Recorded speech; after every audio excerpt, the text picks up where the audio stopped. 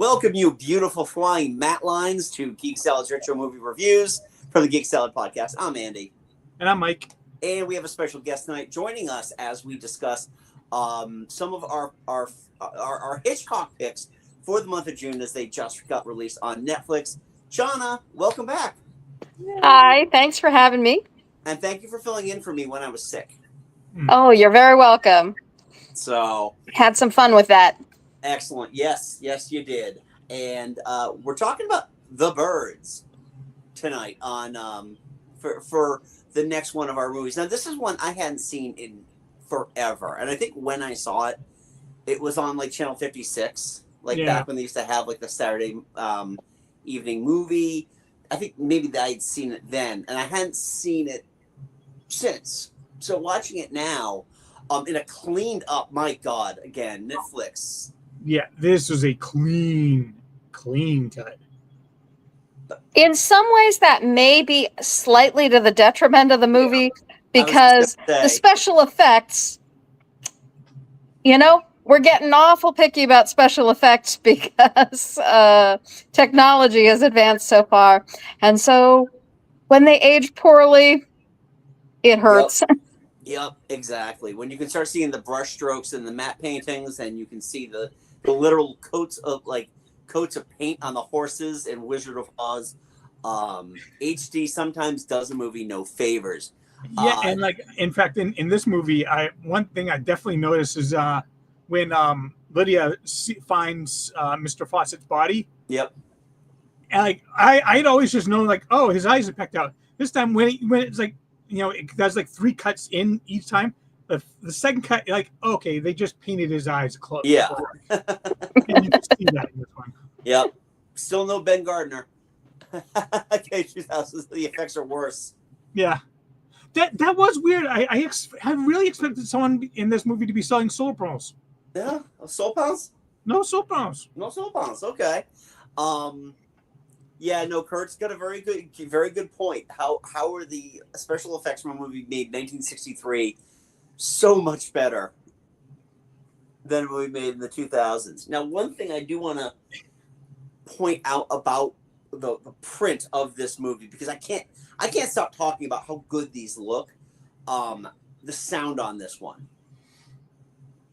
Yeah. It just really and I don't have a fancy setup on my TV. It's just the speaker in the TV. Yeah. And my God, it sounded terrifying. Mm.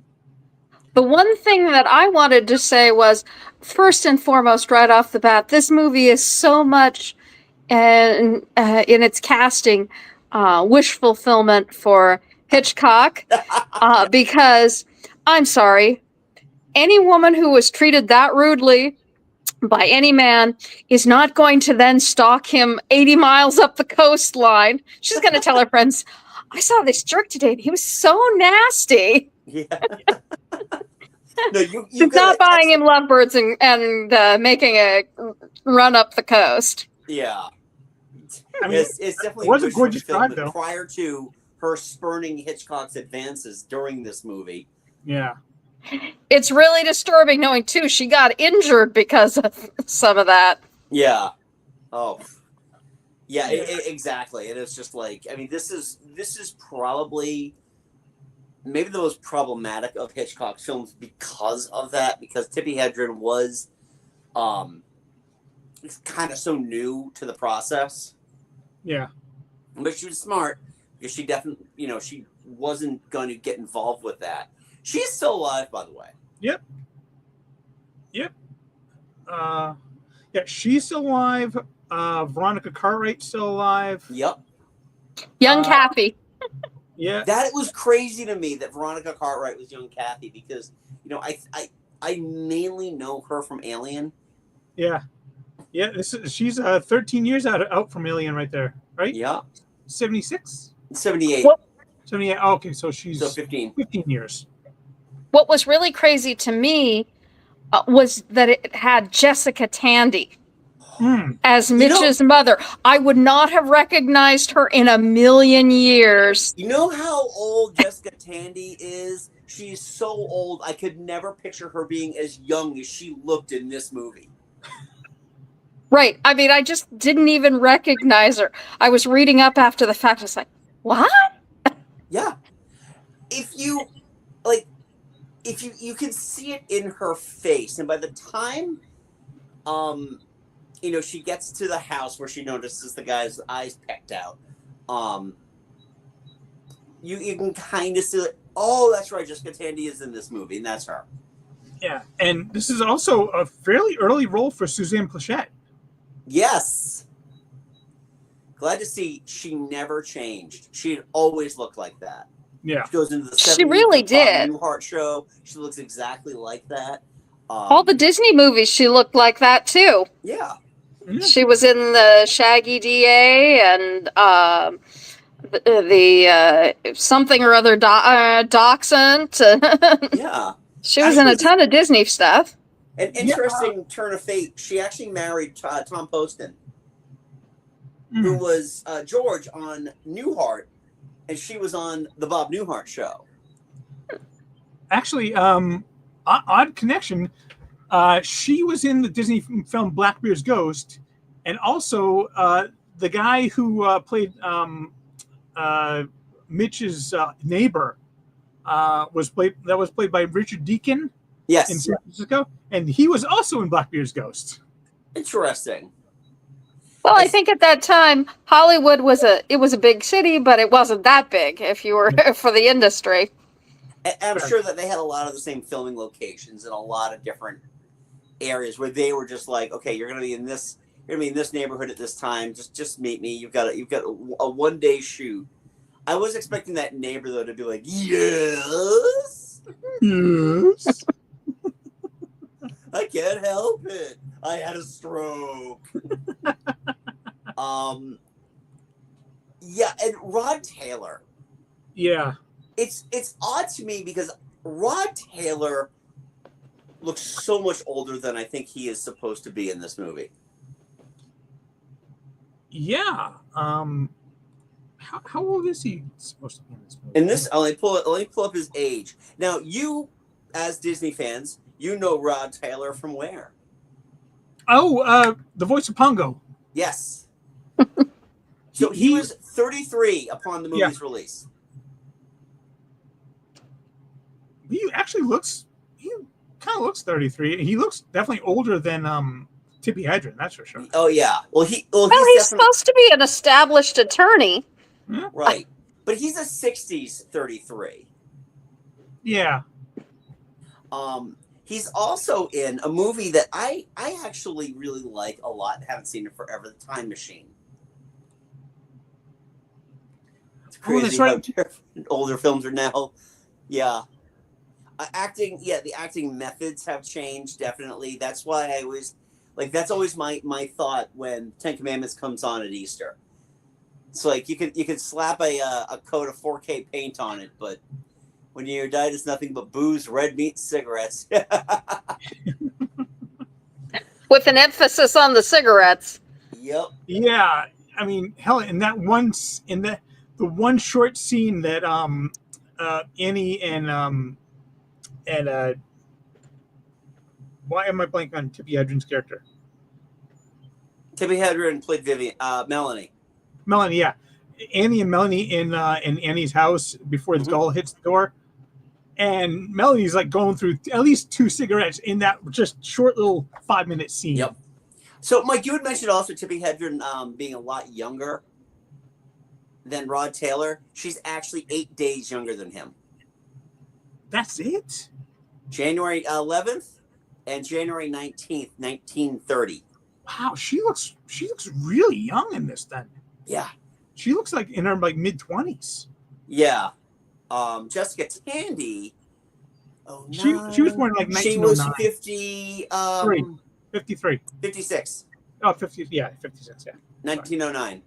And I saw Black Noir put something there about everyone having a cigarette in their hands. Yeah, that is definitely, that was the way of the world back then. Yeah. Yeah, my mother assures me that's absolutely true. Yep. I was blown away when I found out my grandmother smoked. I'd never seen her smoke, but apparently in the 40s, 50s, and 60s, that's what she did.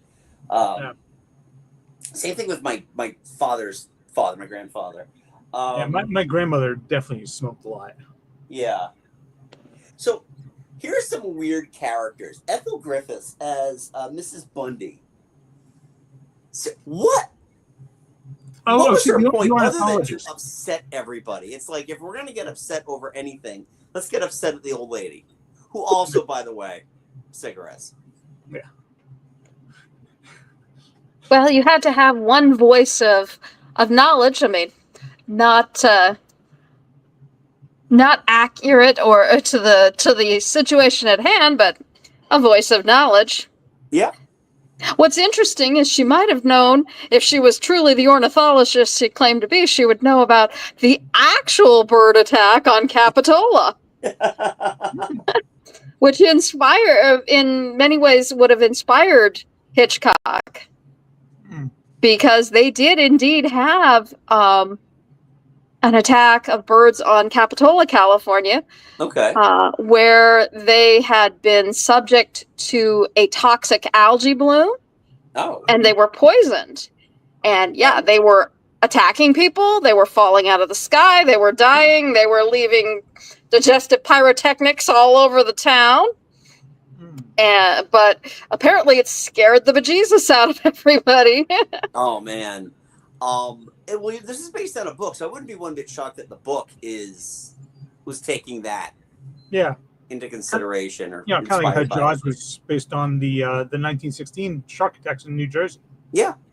Now, here's something, too, that I love that they left it ambiguous as to why. We don't know why the birds are attacking. Yeah. When I was a freshman in college, we had a series of essays we had to write on man versus whatever, man versus man, man versus animal, man versus nature. And this was I kept thinking of the man versus nature when this came on, because you have no idea it. You have no idea how to make it stop. Yep. And, is it going to keep growing? Is it going to keep spreading? We're never privy to that information.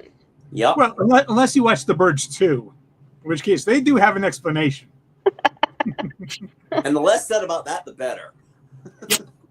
The closing shot, again, has been ages since I had seen it. That closing shot is great because they are just like driving off into the distance, and those birds just are looking at them. Yeah. The scenes on the playground where you saw all the crows hanging out there, it reminded me actually in some ways of Disneyland in the fall when at Halloween. We have a lot of naturally occurring crows. Yeah. And I don't know if Disney gives them a helping hand or whatnot, but when they fly at night, it's impressive, especially when you're in Halloween mode. Yeah. Because it's creepy. Yeah. And I'll say that shot, that, that building of shots of Melanie just kind of sitting there on the bench, and then the birds just 1, 2, 4, 8. And then she just used that one, and all of them are right there. Yeah. I feel like that was a better representation of kind of the terror of this movie than like some of the close-ups of the birds. Bird punches through a window. Yep. Okay. Yep. That's a real bird. And I mean the scene when all the sparrows come down the chimney. Yeah. Most of those shots, like, the beginning of it, and it's scary, but I'm like, then most of the time when they're just like swatting at, it's like there are no birds in there. That there were Matt. That's Matt on top of the shot. Is this gonna get fixed in post? What's post? Melanie fell afoul of the problem of every horror movie. If you hear a strange sound coming from the basement, don't go in the basement. If you are in a movie where the birds are attacking and you hear fluttering coming from the attic, don't open the attic door. Yeah. And definitely don't stand right in front of it. Right? But I mean, just can't get out of their own way sometimes.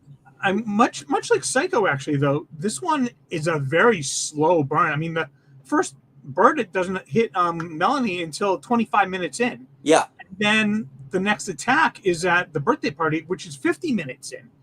But that's really the moment when everything starts going. Right.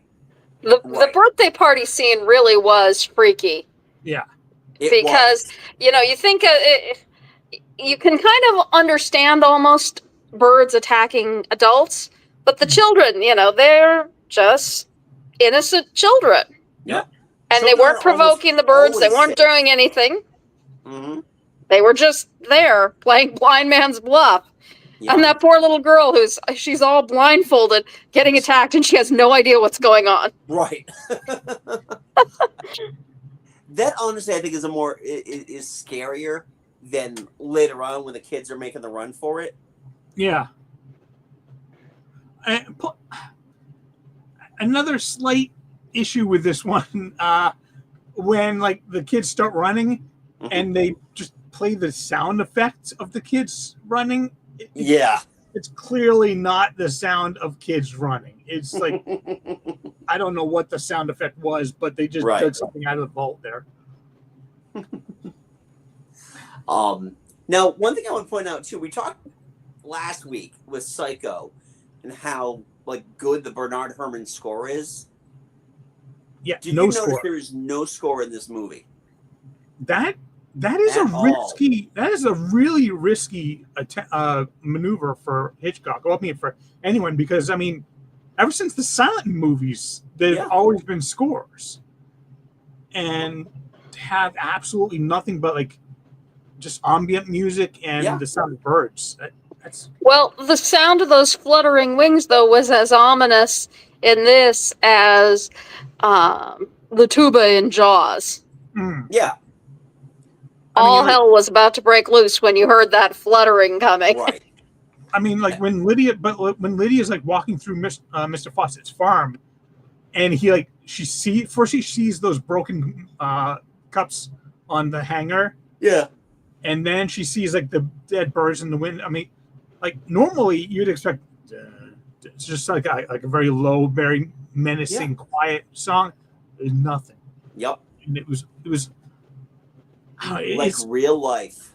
Yeah. Proof that sometimes less is more. Yeah. No, absolutely. And I do love the fact that the lovebirds never once acted up.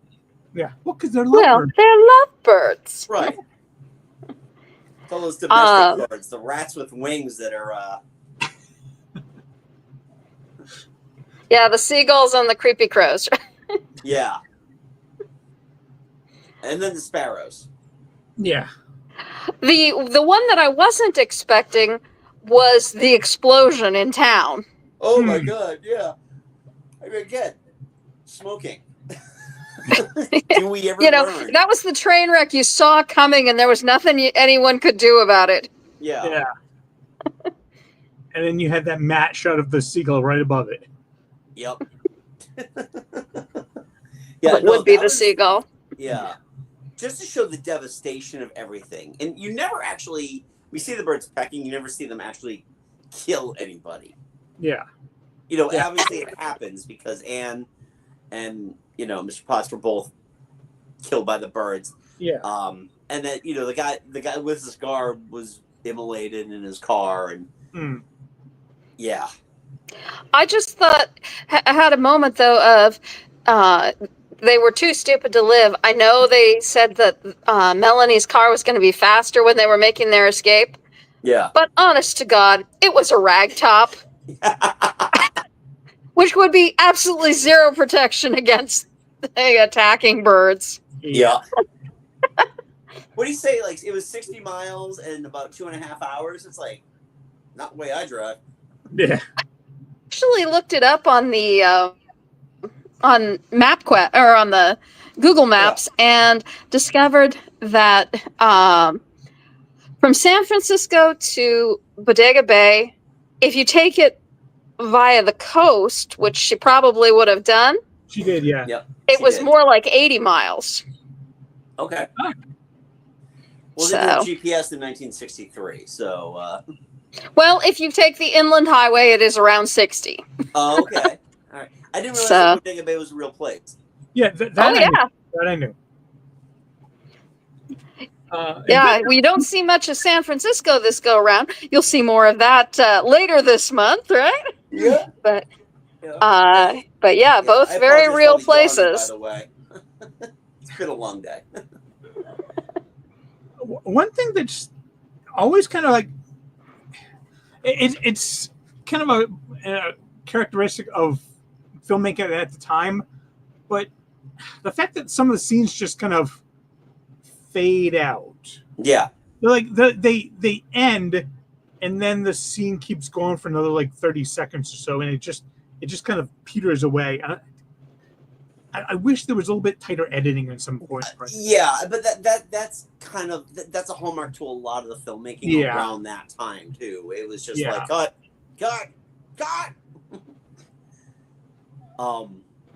Yeah, and then the fade tools. Fade tools got so much better when we got to digital editing. This is a tough one because like I enjoyed this movie a lot. Not as much as I like Psycho. No. Psycho is much tighter. Much tighter. I can't speak to that because I didn't see Psycho, don't want to see Psycho. Fair enough. I have issues with horror. Yeah. But it's weird. I don't know if I'd call this horror more than I would call it suspense. it's a thriller. It's kind of a classic thriller. This I would say it's kind of, I hate to keep going back to Jaws, but this really feels like a horror in the same vein as Jaws. Because Jaws is not horrific; it's very tense. But I mean, only like what 4, maybe 5 people die in Jaws. Yeah, I think the thing with Jaws, which classifies it more as horror, though, is that you don't see it coming. Yeah. The same way, like the birds are just like there. Yeah. You have to run. I mean, to be honest, the birds only killed the 2 people. Yeah. The guy in the car blew himself up. Yep. Yeah. Exactly. Birds kind of help with that, but they're only. They did, but. I felt really bad about Suzanne Plachette's character, though. Yeah. I mean, she was just a really kind of a pitiful character. She was clearly in love with Mitch. Yeah. She got chased away by his overbearing mother. And she's just, it's like her life stopped right there. Yeah. She couldn't move on. She couldn't go anywhere.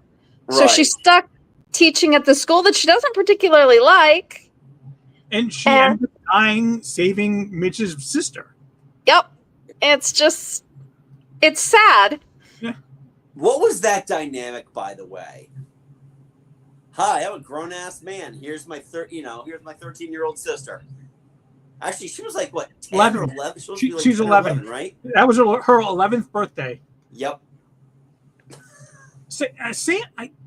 I had forgotten that they, like, how much they talk about Melanie's mother in that one scene. Like, because, her mother ran off when she was the same age, when she was 11. Yeah. Well, they were trying to give more of a picture of someone who was at the outset she was characterized as this vapid, basically careless, if not cruel socialite who didn't care that her prank had caused damage. We never did find out particularly what the prank was or how much culpability she had in that. But, he starts learning more about her over the course of the film, and she feels more comfortable enough to tell him things like that. Yeah. Over the course of the weekend. I'm just going to point that out. This is over the course of a weekend. Yeah. Relationship fast forward. Yeah, they've known each other for probably maximum they've been together maybe 3-4 hours before that kiss. Yeah. It's trauma bonding. Right. Oh wait, no, that's later after poor Melanie gets attacked It's again. trauma bonding. And this is why Keanu Reeves didn't show up in the second Speed movie. So That and Keanu Reeves is a much better agent. yes. Yeah, I mean, overall, I enjoyed this one. Yeah. I'm looking forward to the next couple that we have in store for the month of June. Any parting thoughts that you have about the birds before we wrap this one up? Of the three that I watched, this was perhaps, omitting Psycho altogether, of course, this was probably my least favorite of them. Did I think it was a well-made film for its time? Yes, I do. Do I think it did its job in creating a very suspenseful atmosphere? Yes, I do. It just doesn't happen to be the one that I thought had either the best story or, other things that made the other one more a favorite of mine. But it is an effective, even all these years later, and even bearing in mind the how the special effects maybe don't hold up as well as they might have, it's still a good movie. And he may have been a jerk, but Hitchcock knew his craft. Yeah.